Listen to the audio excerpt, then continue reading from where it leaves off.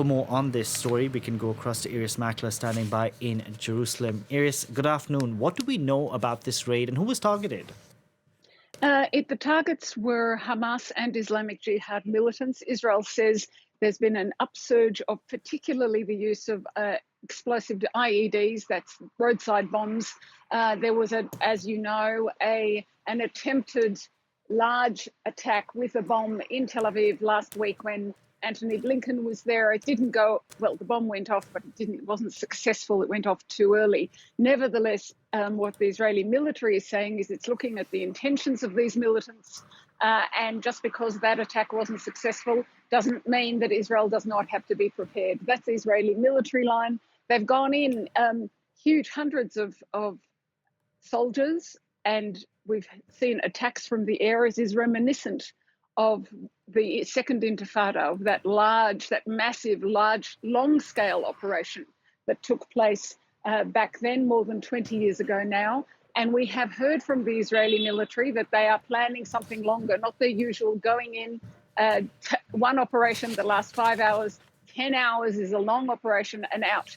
No, they're going to go in and actually clean out, to use their words, the militants who are planting the bombs. Two important things to say about this. One is there has been an upsurge of violence from Jewish settlers in the region too over this last little while. There hasn't been a massive Israeli military response to that. I think that's very important to say. And we have also heard from Israel's foreign minister with the suggestion that perhaps the civilians would leave the area, similar to what's being done in Gaza. However, the Israeli military has not adopted that.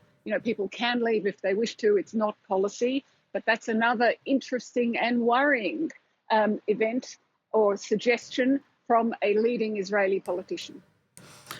Iris, yesterday we had an Israeli hostage who was rescued alive, a 52-year-old Farhan Al-Qadi.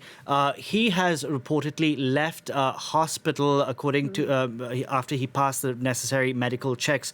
Are we getting more details on that rescue operation? And is he the first hostage to be rescued from a tunnel alive? Yes, he is the first hostage to be rescued from a tunnel alive.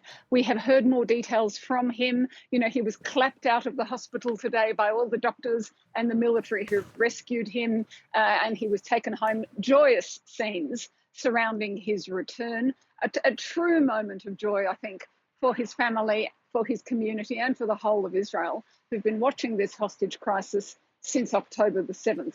And what we heard from him is that he was held with other hostages for a while, something like 3 months. Then he was separated from them and taken down into the tunnels. He says his lowest point was when another hostage died beside him. He speaks about that quite a bit. And the happiest moment was when he saw that his captors were fleeing because they heard Israeli troops getting nearer to him. He describes great suffering in those tunnels. By the way, 45 meters underground. He didn't see light for more than 6 months. He couldn't tell night from day. His captors did let him pray, but he didn't know when was the time for the morning prayer and when was the time for the evening prayer.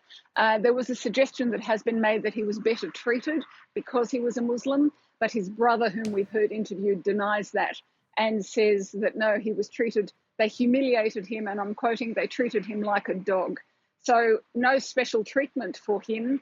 And he speaks about the treatment of the other hostages too. He spoke to Israel's prime minister, he spoke to Israel's president, and both times he said people are suffering. They're suffering greatly underground. You must make every effort to rescue them as well. One thing about the rescue, it seems to have been accidental. They were clearing, Israeli soldiers were working in those tunnels, and they stumbled upon him.